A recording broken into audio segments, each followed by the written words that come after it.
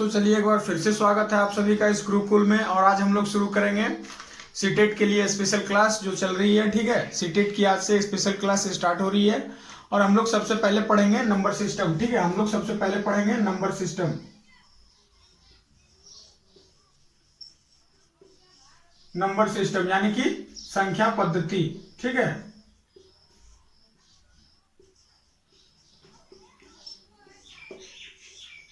आज हम लोग शुरू करेंगे। ठीक है, संख्या पद्धति नंबर सिस्टम।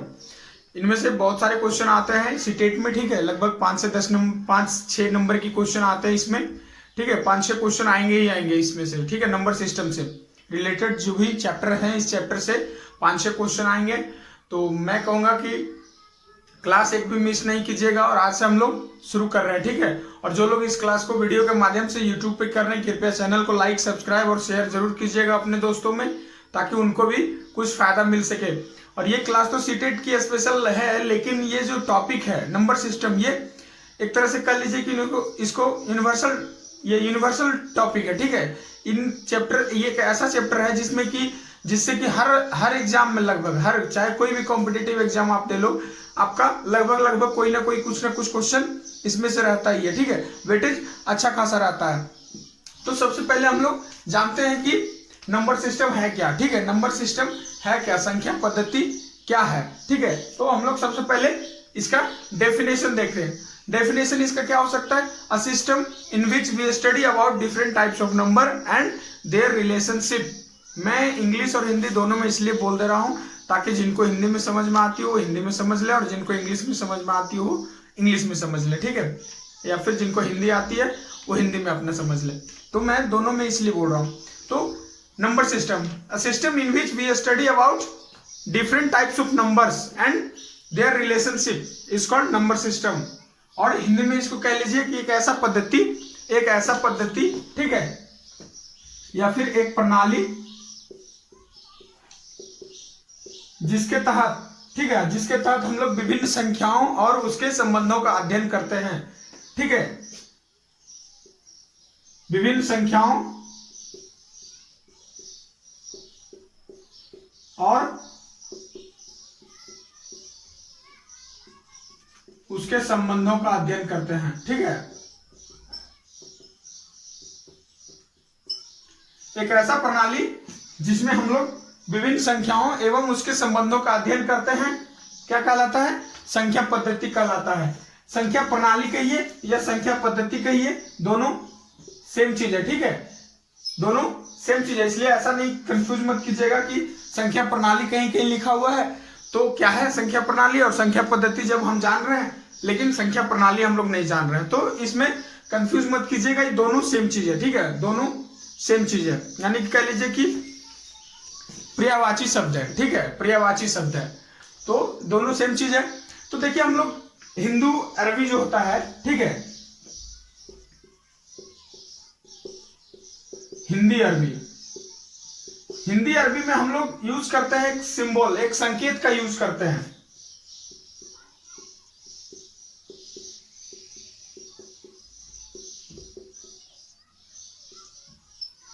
ठीक है, 0 1 2 3 4 5 6 7 8 9। ठीक है, ये हम लोग हिंदू अरबी का जो सिस्टम है, हिंदू अरबी की जो प्रणाली है उसमें हम लोग इसको इस सिंबल यानी इस संकेत को यूज करते हैं। 0 1 2 3 4 5 6 7 8 एंड 9। ये सिंबल्स जो है, ये सिंबल्स क्या कहलाता है, इंग्लिश में कह लीजिए डिजिट और हिंदी में कह लीजिए अंक। ठीक है, ये जो सिंबल्स है, ये जो संकेत है, ठीक है, ये जो संकेत है ये अंक कहलाते हैं। ठीक है, हिंदू अरबी पद्धति में हम लोग इस सिंबल का यूज करते हैं और यह सिंबल जो होता है अंक कहलाता है, यह संकेत अंक कहलाता है, जिसमें से कि जीरो जो होता है इनसिग्निफिकेंट डिजिट कहलाता है। ठीक है, जीरो जो होता है, ये सारे सिंबल को हम लोग डिजिट कहते हैं और जीरो जो होता है वो इनसिग्निफिकेंट डिजिट कहलाता है और रेस्ट जो होता है वो सिग्निफिकेंट डिजिट कहलाता है। ठीक है, जो सारे होते हैं वो सिग्निफिकेंट। हिंदी वाले इसको कैसे समझेंगे, ये जो होता है इनसिग्निफिकेंट का हिंदी जो होता है वो होता है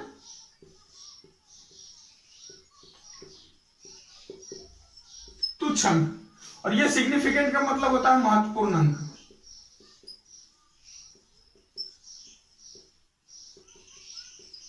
ठीक है, तो हिंदू और इस प्रणाली में हम लोग जो यूज करते हैं संकेत को, हम लोग जो संकेत यूज करते हैं ये संकेत अंक कहलाते हैं या फिर डिजिट कहलाते हैं। ठीक है, जिसमें कि 0 जो होता है तुच्छ अंक होता है और बाकी जो सारे होते हैं 9 वो महत्वपूर्ण अंक कहलाते हैं। ठीक है, यानी सिग्निफिकेंट डिजिट और इनसिग्निफिकेंट डिजिट। तो ये कभी कभी मतलब क्या कहते हैं कि इसको एक नंबर ऑब्जेक्टिव टाइप क्वेश्चन में ये कभी कभी पूछ देता है सिग्निफिकेंट और इनसिग्निफिकेंट। ठीक है, तो आप देख लीजिए कि 0 जो होता है वो इनसिग्निफिकेंट है और बाकी के जो सारे बचे हुए हैं वो सिग्निफिकेंट डिजिट कहलाते हैं। ठीक है, बाकी के सारे सिग्निफिकेंट डिजिट कहलाते हैं। तो आगे चलिए हम लोग और देखते हैं इसमें कुछ। तो अब बात आती है नंबर की हम लोग। ठीक है, बात आती है नंबर हम लोग लिखते कैसे हैं। ठीक है, नंबर हम लोग संख्या को हम लोग लिखेंगे कैसे, संख्या को कैसे लिखेंगे, how to write a number. ठीक है, एक संख्या को हम लोग कैसे लिखेंगे। तो संख्या लिखने के लिए हम लोग क्या करते हैं, डिजिट को, चलिए हिंदी में ही लिख देते हैं, अंकों को दाएं से, ठीक है, बाएं की तरफ, दाएं से बाएं की तरफ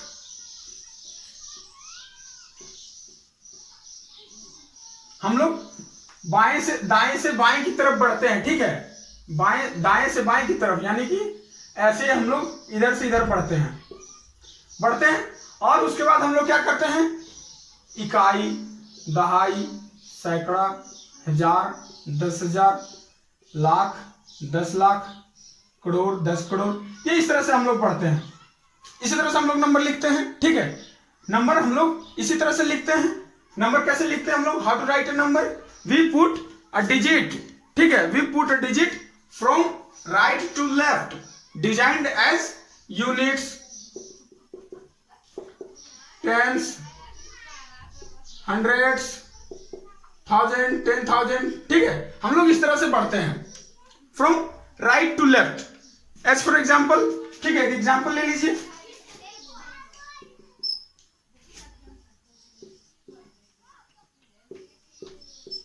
मान लीजिए ये एग्जाम्पल है। ठीक है, इसको हम लोग क्या लिखा हुआ है, कैसे पढ़ेंगे हम लोग कि कितना लिखा हुआ है, ये कितना लिखा हुआ है, देखिए तो 37,865 लिखा हुआ है, 37,865 है ना, 37,865। ठीक है, तो क्या होता है, देखिए यूनिट्स, चलिए और इधर से लिखते हैं,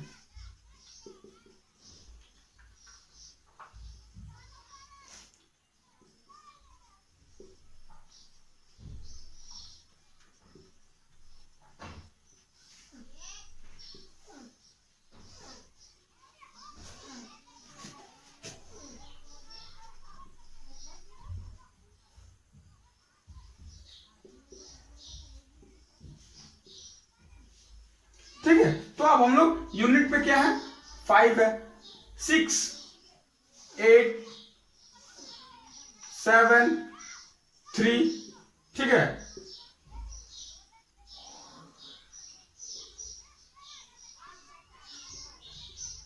ये इस तरह से है। ठीक है, इधर 0 0 नहीं, कुछ तो 0 0। तो अब देखिए 3 10,000 पे आ रहा है, तो 3 10,000 कितना हो गया, 30,000। 7 कौन से प्लेस पे है, 1000 पे।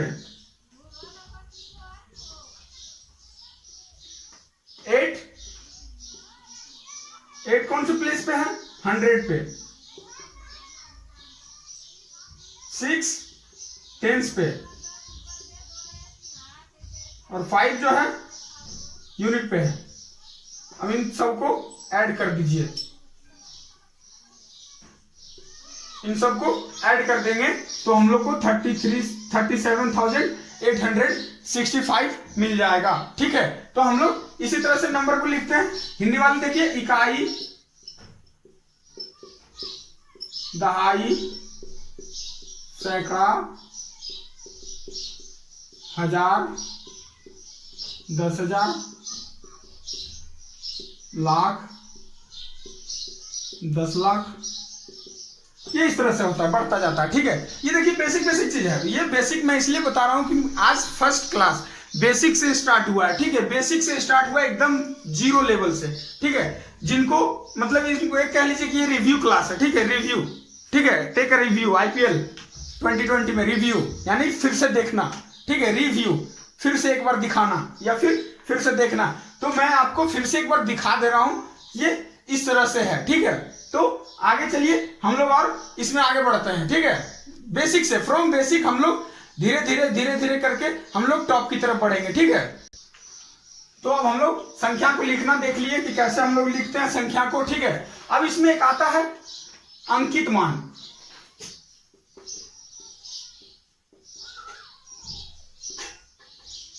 अंकित मान और स्थानीय मान।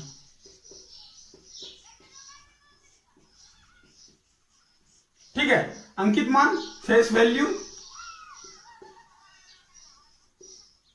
और ये होता है प्लेस वैल्यू।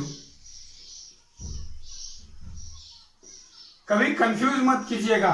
ठीक है, इसका देखिए पहचानेंगे हम लोग कैसे कि कौन सा पूछ रहा है। ठीक है, तो देखिए स्थानीय, ये स्थान है।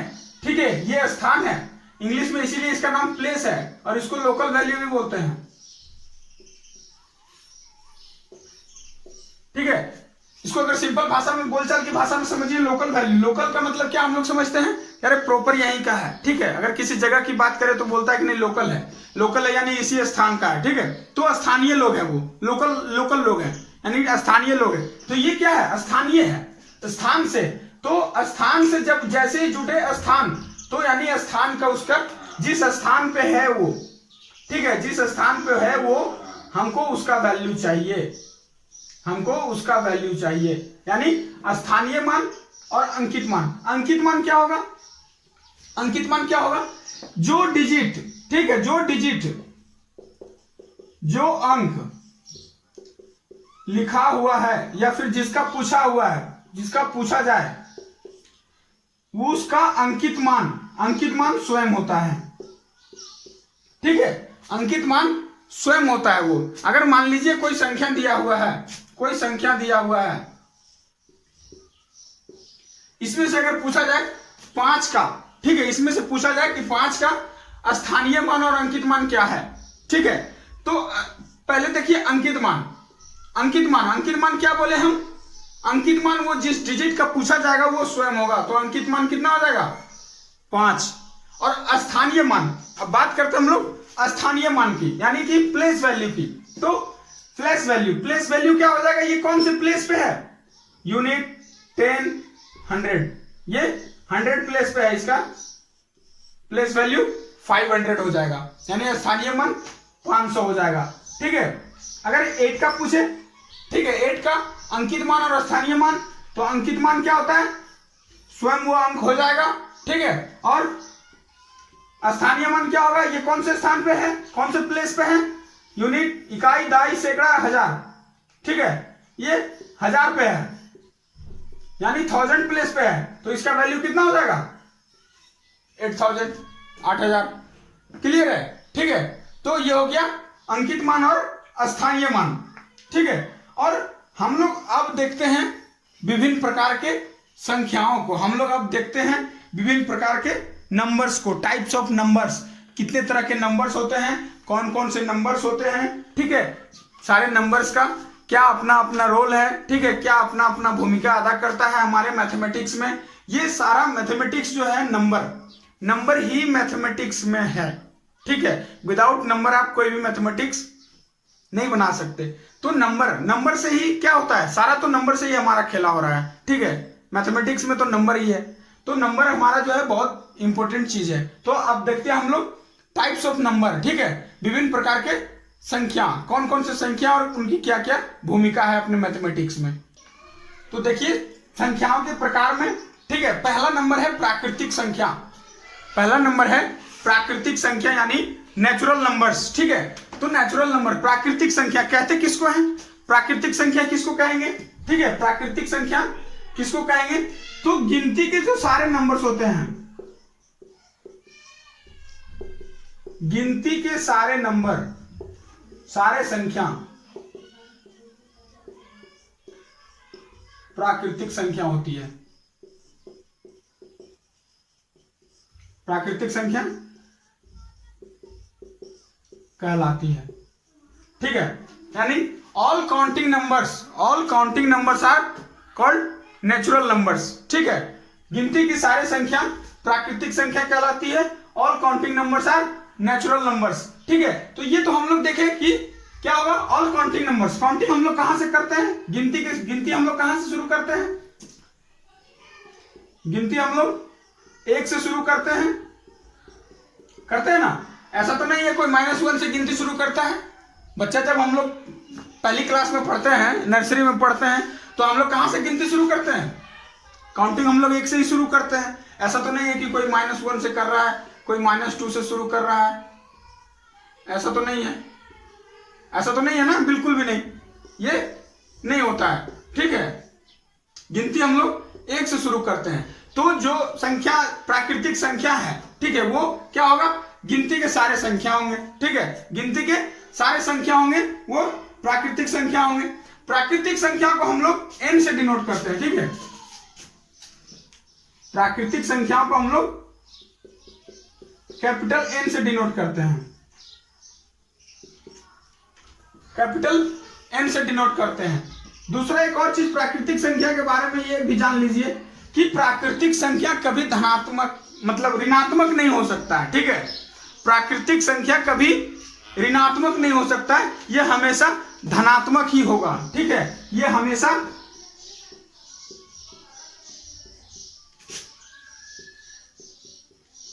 धनात्मक होगा, ऑलवेज पॉजिटिव।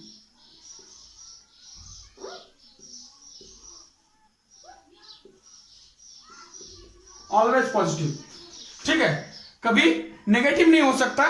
नेचुरल नंबर जो है कभी नेगेटिव नहीं हो सकता। प्राकृतिक संख्या कभी ऋणात्मक नहीं हो सकती, ठीक है। और सबसे छोटी प्राकृतिक संख्या कौन सी आएगी? अगर कोई पूछा कि सबसे छोटी प्राकृतिक संख्या कौन सी है, सबसे छोटी प्राकृतिक संख्या क्या है, तो सबसे छोटी प्राकृतिक संख्या क्या है? 1 है, ठीक है। सबसे छोटी प्राकृतिक संख्या स्मॉलेस्ट नेचुरल नंबर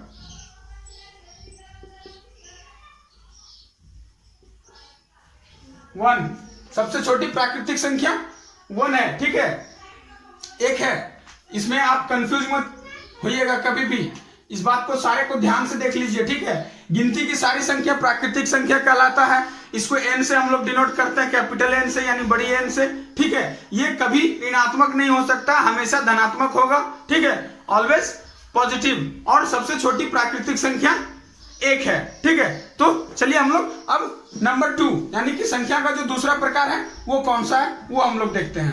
तो देखिए अगला प्रकार है हमारा होल नंबर यानी पूर्ण संख्या, ठीक है। पूर्ण संख्या, पूर्ण संख्या किसे कहेंगे? शून्य समेत, शून्य सहित गिनती की सभी संख्या,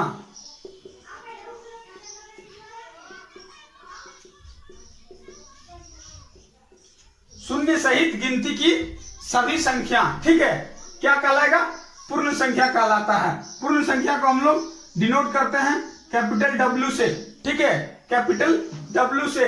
पहला देखिए डेफिनेशन इसका है, शून्य सहित गिनती की सभी संख्या पूर्ण संख्या कहलाती है। यानी कि हम लोग पूर्ण संख्या को कैसे लिखेंगे?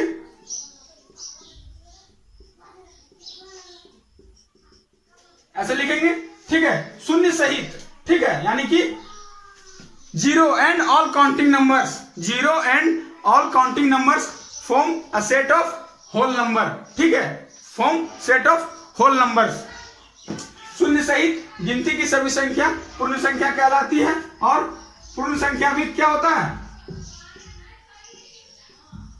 ऑलवेज पॉजिटिव, ऑलवेज पॉजिटिव, ठीक है, कभी नेगेटिव नहीं होगी, कभी नेगेटिव नहीं होगी, ऑलवेज पॉजिटिव भी होता है, ठीक है। पूर्ण संख्या भी हमेशा धनात्मक होगा, कभी ऋणात्मक नहीं हो सकता, ठीक है। तो अगला देखिए हम लोग पढ़ेंगे इंटीजर्स। ये भी एक संख्या का प्रकार है, इंटीजर्स यानी पूर्णांक। तो देखिए ये है इंटीजर्स। इंटीजर्स किसको कहेंगे? पूर्णांक किसको कहेंगे? पूर्णांक किसको कहेंगे?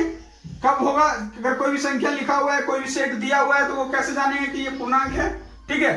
तो देखिए कि पूर्णांक, ये पूर्णांक संख्या जो होती है उसका परिभाषा ये है कि पूर्ण संख्या, ठीक है, पूर्ण संख्या और नेगेटिव संख्या यानी ऋणात्मक संख्या, पूर्ण संख्या सहित ऋणात्मक संख्या ही इंटीजर्स होता है, ही पूर्णांक कहलाता है, ठीक है, पूर्णांक कहलाता है। यानी कि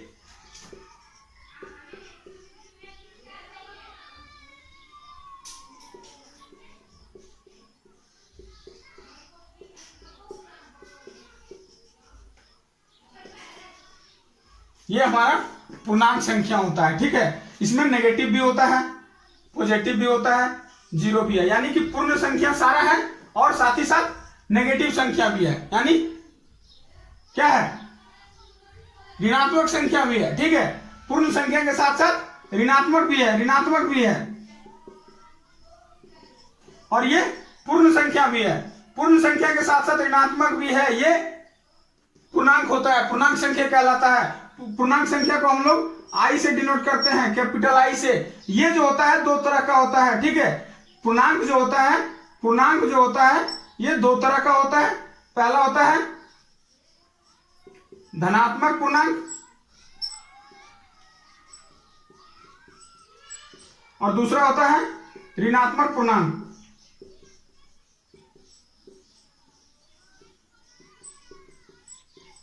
यानी कि पॉजिटिव इंटीजर्स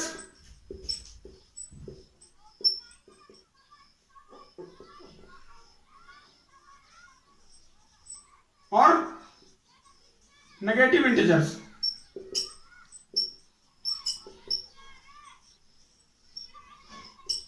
ठीक है, ये दोनों तरीके का होता है। तो पॉजिटिव इंटीजर्स कौन सा होगा? 1 2 3 4 से इन्फिनाइट, और नेगेटिव इंटीजर -1 -2 -3। जीरो जो होता है, नोट में देख लीजिए, नोट में एक बहुत ही इंपॉर्टेंट चीज है इसके लिए, जीरो ना ही धनात्मक पूर्णांक होता है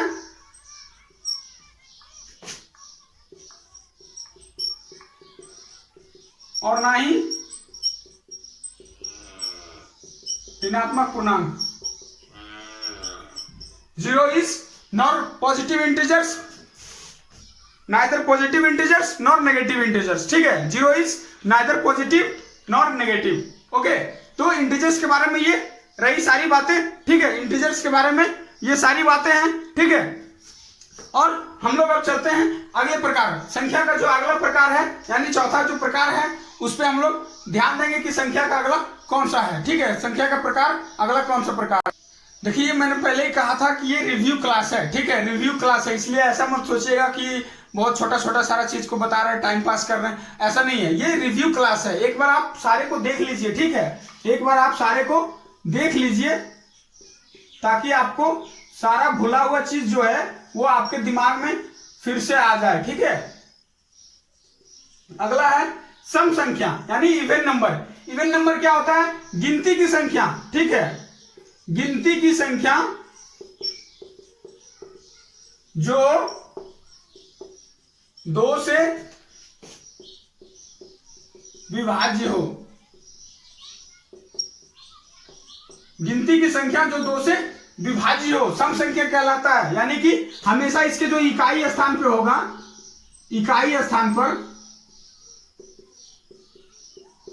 0 2 4 6 और 8, इसके अलावा अगर इकाई स्थान पे कुछ भी संख्या हो तो वो क्या होगा? सम संख्या नहीं हो सकता, वो इवन नंबर नहीं हो सकता, ठीक है, कभी नहीं हो सकता। यानी कि गिनती की संख्या जो 2 से विभाज्य हो, ठीक है, 1 2 3 4 5 6 7 8 9 10 कुछ भी हो, लेकिन अगर 2 से विभाज्य हो तो वो सम संख्या होगा, और विभाज्य नहीं है तो वो विषम संख्या होगा। यानी कि इकाई के स्थान पे हमेशा 0 2 4 6 और 8 ही होगा, तभी वो सम संख्या हो सकता है। अगला है विषम संख्या। अगला विषम संख्या, यानी ऑड नंबर।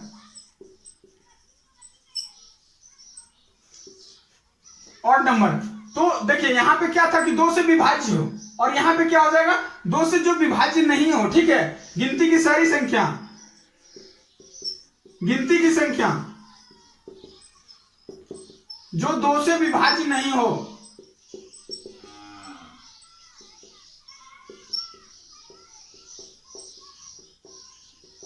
जो 2 से विभाज्य नहीं हो, ठीक है, यानी कि उसके इकाई स्थान पे क्या होगा हमेशा 1, 3, 5, 7 और 9। ये जब भी इकाई स्थान पे होगा तो ये क्या होगा विषम संख्या, यानी कि 2 से विभाज्य नहीं होगा। आगे चलकर आगे की क्लास में मैं विभाज्यता का नियम भी पढ़ाऊंगा, ठीक है, मैं विभाज्यता का नियम पढ़ाऊंगा, विभाज्यता डिविजिबिलिटी टेस्ट, ठीक है, विभाज्यता का नियम कि 2 से कब कोई अगर कोई संख्या दिया हुआ है तो वो 2 से विभाज्य है, 3 से विभाज्य है, 4 से विभाज्य है, 5 से विभाज्य है, 6 से विभाज्य, ये किससे विभाज्य है ये हम लोग कैसे चेक करेंगे, यानी हम लोग विभाज्यता के नियम के तहत इसको हम लोग पढ़ने वाले हैं। अगले क्लास में हम लोग विभाज्यता का नियम भी पढ़ेंगे। फिलहाल यहाँ पर आप देख लीजिए इवन नंबर और ऑड नंबर। इवन नंबर सम संख्या वो है जो 2 से विभाज्य है, और विषम संख्या वो है जो 2 से विभाज्य नहीं है, ठीक है। तो ये रह गए हमारे इवन और ऑड नंबर। आगे चलिए हम लोग और भी देखते हैं। तो अगला संख्या है अभाज्य संख्या, प्राइम नंबर, ठीक है। अगला संख्या है प्राइम नंबर, अभाज्य संख्या। अभाज्य संख्या किसे कहेंगे, वह संख्या, ठीक है, वैसी संख्या जो केवल एक और स्वयं से विभाज्य हो, ठीक है, वैसी संख्या जो केवल एक और स्वयं से विभाज्य हो अभाज्य संख्या कहलाता है। जैसे एग्जाम्पल में देख लीजिए 2, 3, 5, 11, 13, 17, 19 और भी बहुत सारे हैं, ठीक है, और भी बहुत सारे हैं जो कि केवल एक और स्वयं से विभाज्य है। ये एक और स्वयं के अलावा किसी और से विभाज्य नहीं है, यानी कि इसे कह लीजिए कि जिसका केवल एक और स्वयं के अलावा दूसरा कोई गुणनखंड न हो, ठीक है, एक और स्वयं के अलावा दूसरा कोई गुणनखंड न हो, उसे अभाज्य संख्या कहते हैं। अभाज्य संख्या के बारे में देखिए 1, 2, 3 महत्वपूर्ण पॉइंट है, ठीक है, कि केवल एक और स्वयं से विभाज्य हो। दो जो है एक अकेला सम संख्या है, ठीक है, 2 एक अकेला सम संख्या है जो अभाज्य संख्या है, यानी सम संख्या होते हुए भी अभाज्य संख्या है। इसके अलावा दुनिया का कोई भी सम संख्या अभाज्य नहीं है, ठीक है, इसके अलावा दुनिया का कोई भी संख्या अभाज्य नहीं है जो सम होते हुए भी अभाज्य हो, केवल और केवल 2 है, ठीक है। ये कभी कभी ऑब्जेक्टिव क्वेश्चन में आता है, ठीक है, ठीक है। सबसे छोटी सम अभाज्य संख्या कौन है, तो ये सिर्फ और सिर्फ 2 है, ठीक है, ठीक है, ये 2 है। और सबसे छोटी जो विषम अभाज्य संख्या है, यानी कि सबसे छोटी जो विषम अभाज्य संख्या है वो क्या है 3 है, ठीक है।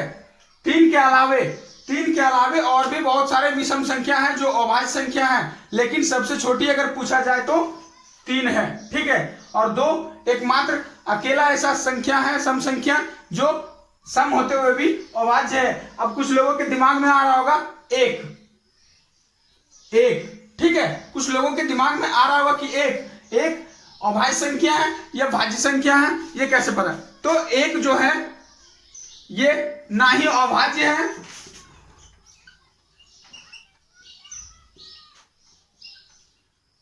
और ना ही भाज्य है। एक ना ही अभाज्य है और ना ही भाज्य है। One is neither prime nor क्या कंपोजिट, ठीक है, neither prime nor composite number, ठीक है। ये ना ही अभाज्य संख्या है और ना ही भाज्य संख्या है एक, ठीक है। इसलिए एक को लेकर के ऐसा नहीं कि अगर पूछ दिया जाए, क्योंकि एक जो होता है ये विषम संख्या है, ठीक है, एक जो है विषम संख्या है, सबसे छोटी विषम संख्या एक है। अगर आपसे पूछ दिया जाए कि सबसे छोटी विषम अभाज्य संख्या कौन सा है, तो एक कभी भी गलती से मत बोलिएगा, ठीक है, एक कभी भी गलती से मत बोलिएगा, यह हमेशा 3 होगा। सबसे छोटी विषम अभाज्य संख्या 3 है, एक ना अभाज्य है और ना ही भाज्य है, ठीक है, ना ही अभाज्य है और ना ही भाज्य है। अब हम लोग देखते हैं भाज्य संख्या। अभाज्य देखें, भाज्य देखें, तो देखिए भाज्य संख्या ठीक है, अभाज्य संख्या हम लोग पढ़ लिए। अब हम लोग देखते हैं भाज्य संख्या, ठीक है, यानी कंपोजिट नंबर। कंपोजिट नंबर वैसा संख्या जिसका एक और स्वयं के अलावा, ठीक है, एक और स्वयं के अलावा किसी अन्य संख्या से भी विभाज्य हो, यानी कि एक और स्वयं के अलावा कोई अन्य गुणनखंड भी हो, तभी वो भाज्य संख्या कहलाएगा। ठीक है, वो भाज्य संख्या कहलाएगा। यानी कि एग्जाम्पल में देख लीजिए 4, ठीक है, 25, 36, कुछ भी ले लीजिए, ठीक है। इसका देखिए क्या गुणनखंड है, 1, 2, 4, इसके कितने गुणनखंड है? 1 से भी भाग लग रहा है, इसमें 2 से भी लग रहा है, 4 से भी लग रहा है। 25 का देखिए 1 से, 5 से, 25 से। 36 का देखिए 1 से, 2 से, 3 से, 4 से, 6 से, 9 से, 12 से, 18 से, 36 से। तो एक और स्वयं के अलावा तीसरा गुणनखंड भी हो रहा है, इसलिए ये भाज्य संख्या है। ठीक है, ये देखिए एक और स्वयं के अलावा भी एक और है, ये भी भाज्य है। एक और स्वयं के अलावा इसके इतने सारे गुणनखंड हैं, ये भी भाज्य संख्या है। ठीक है, ये भी भाज्य संख्या है। एक के बारे में आपको मैंने पहले बता दिया, एक ना ही अभाज्य है और ना ही भाज्य है। ठीक है, इसलिए आप कभी भी कंफ्यूज मत होइएगा। और ये भाज्य संख्या, ऐसा नहीं सोचिएगा कि जो संख्या विषम होगा वो अभाज्य ही होगा, ऐसा जरूरी नहीं है। 9 को देख लीजिए, 9 को देख लीजिए, इसका क्या का गुणनखंड है एक और स्वयं के अलावा एक और है, ये भाज्य है।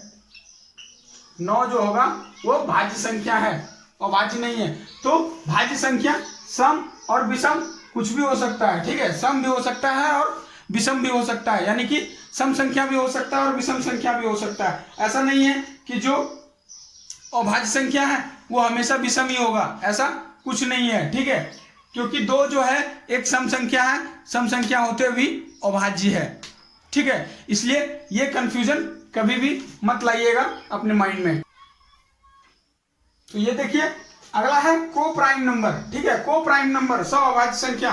को प्राइम नंबर वैसा संख्या, ठीक है, वैसा प्राकृतिक संख्या का जोड़ा जिसका कि महत्तम समावर्तक HCF, हाईएस्ट कॉमन फैक्टर, ठीक है, हाईएस्ट कॉमन फैक्टर कितना, 1 होना चाहिए। अगर कोई संख्या दिया हुआ है 2, अगर उसका HCF, ठीक है, महत्तम समावर्त अगर 1 हो तो वो को प्राइम नंबर कहलाएगा। जैसे कि देख लीजिए 7, 9, 15, 16, ठीक है, और भी बहुत सारा संख्या कुछ भी हो सकता है। ये जो होगा ये को प्राइम नंबर है, को प्राइम नंबर है। ठीक है, ये को प्राइम नंबर है। को प्राइम नंबर यानी सअभाज्य संख्या क्या होगा, में और में नॉट प्राइम नंबर, यानी कि ये अभाज्य संख्या हो भी सकता है और नहीं भी हो सकता है। ठीक है, ऐसा जरूरी नहीं है कि ये हमेशा प्राइम नंबर ही होगा। 16 देखिए, 16 ये नॉन प्राइम नंबर है। ठीक है, ये कंपोजिट नंबर है, फिर भी ये क्या है, को प्राइम नंबर के अंतर्गत है। ठीक है, को प्राइम नंबर के अंतर्गत है। ठीक है, इसलिए इसमें कभी मिस कंफ्यूजन नहीं कीजिएगा। एक बार देख लीजिए फिर से, यानी कि वैसा संख्या जिसका कि HCF, ठीक है, HCF 1 हो, HCF 1 हो, वो को प्राइम नंबर कहलाएगा। ठीक है, को प्राइम नंबर कहलाएगा। संख्याओं के प्रकार में अगला प्रकार है रेशनल नंबर। ठीक है, रेशनल नंबर, परिमेय संख्या। परिमेय संख्या किसे कहते हैं, वह संख्या, ठीक है, वह संख्या जिसे P/Q के रूप में लिखा जाए। ठीक है, P/Q के रूप में लिखा जाए, जहां P और Q क्या हो, पूर्णांक हो, और साथ ही साथ Q बराबर 0 नहीं होना चाहिए। ठीक है, Q बराबर 0 नहीं होना चाहिए। अगर P/Q के रूप में लिखा जा रहा है और Q बराबर 0 हो रहा है तो इसका मान कितना हो रहा है, इन्फिनाइट हो जा रहा है। ठीक है, इसका मान अनंत होता है, इसलिए ये Q बराबर 0 नहीं होना चाहिए कभी भी, तभी ये परिमेय संख्या कहलाएगा, रेशनल नंबर कहलाएगा। ठीक है, रेशनल नंबर कहलाएगा। एग्जाम्पल में देख लीजिए 3/5, 7/11, 3/2, ये सारा क्या है, सारा रेशनल नंबर, परिमेय संख्या है। इसी के उल्टा में एक आता है अपरिमेय संख्या, ठीक है, अपरिमेय संख्या, इरेशनल नंबर। इसी के जस्ट अपोजिट आता है इरेशनल नंबर।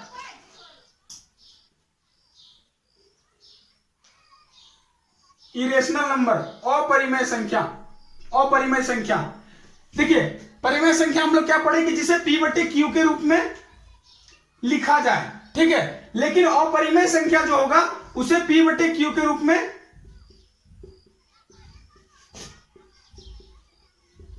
न लिखा जाए,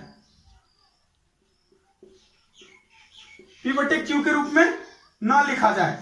जैसे √2 को हम लोग लिख सकते हैं क्या P/Q के रूप में? √2 का मान क्या होता है? ये 3 डेसिमल तक, डेसिमल के 3 डिजिट तक हम लोग लेते हैं इसको। √2 का मान 1.414, ठीक है। √3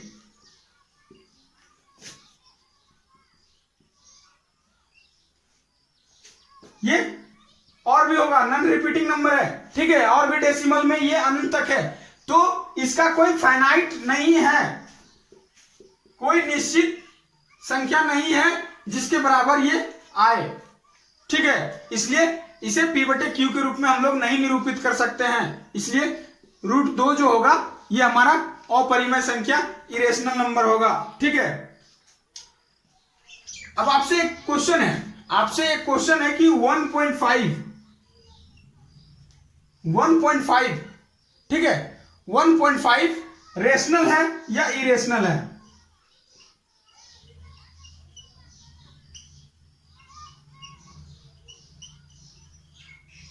कौन सा है, रेशनल है या इरेशनल है?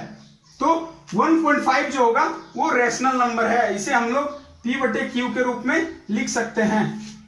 1.5, देखिए डेसिमल हटा दिए, 0, 3/2 के रूप में हम लोग लिख सकते हैं। ये जो डेसिमल है ये फाइनाइट डेसिमल है, ठीक है, ये फाइनाइट डिजिट तक है डेसिमल, इसीलिए इसको हम लोग P/Q के रूप में आसानी से लिख सकते हैं। इसलिए 1.5 जो होगा ये हमारा रेशनल नंबर यानी परिमेय संख्या होगा, ठीक है, ये हमारा परिमेय संख्या होगा। तो चलिए देखिए हम लोग फेमस जो अपरिमेय संख्या है, प्रसिद्ध अपरिमेय संख्या, ये बहुत सारे एग्जाम के क्वेश्चन में डायरेक्टली पूछ दिए जाते हैं, ठीक है, बहुत सारे एग्जाम में डायरेक्टली पूछ दिए जाते हैं।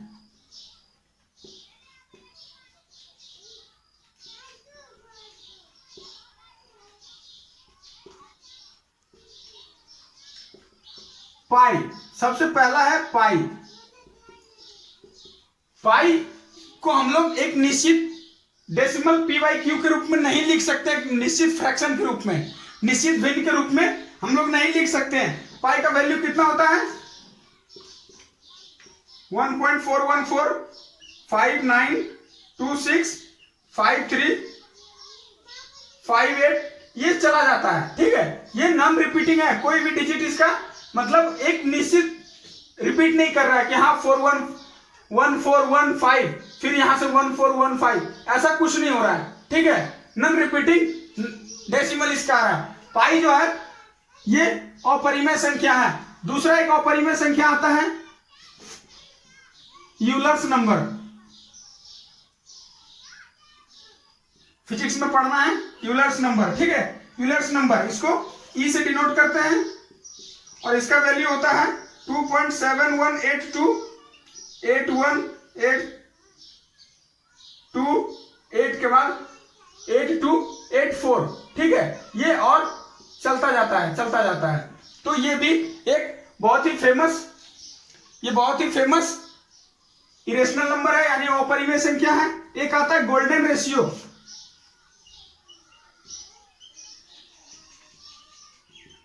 गोल्डन रेशियो का वैल्यू होता है 1.6180339887 समथिंग, ठीक है, और भी बहुत कुछ। तो ये भी बहुत ही फेमस इरेशनल नंबर है। पाई, अब किसी के दिमाग में आ रहा होगा पाई को तो 22/7 लिख सकते हैं।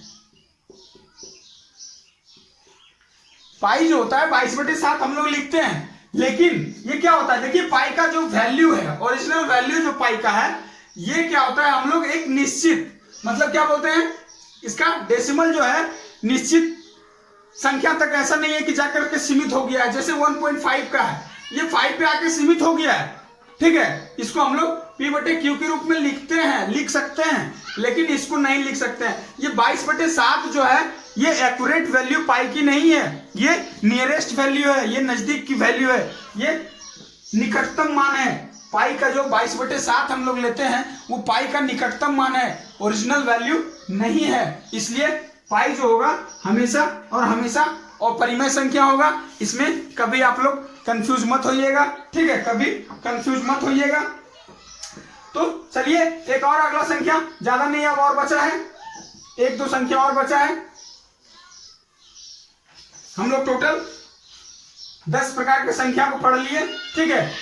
11वां है आपका रियल नंबर, वास्तविक संख्या।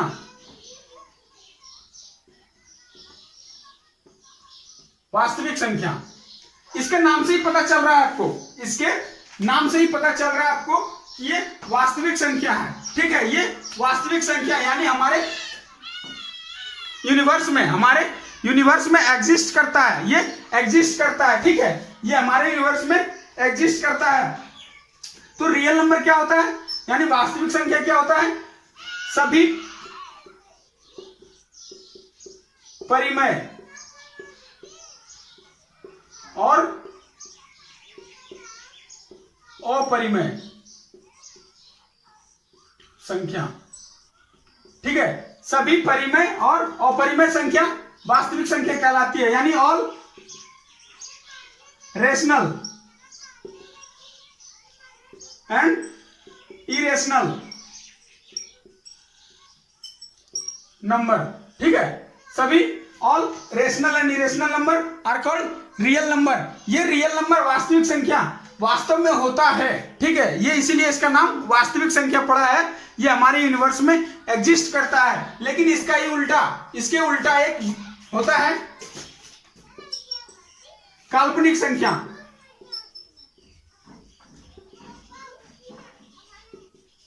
इमेजिनरी नंबर,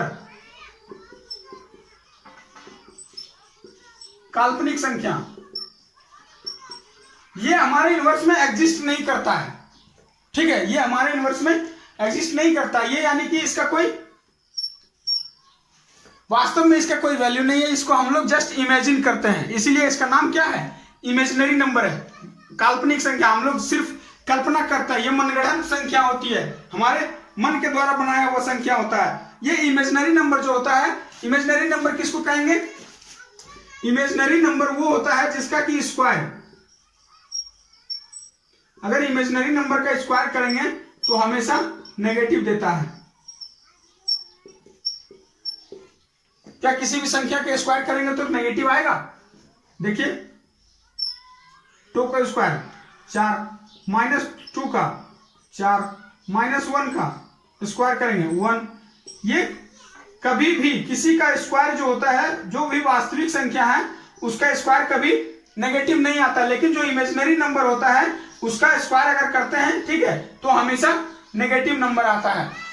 इमेजिनरी नंबर का स्क्वायर करते हैं तो हमेशा नेगेटिव नंबर आता है, ठीक है।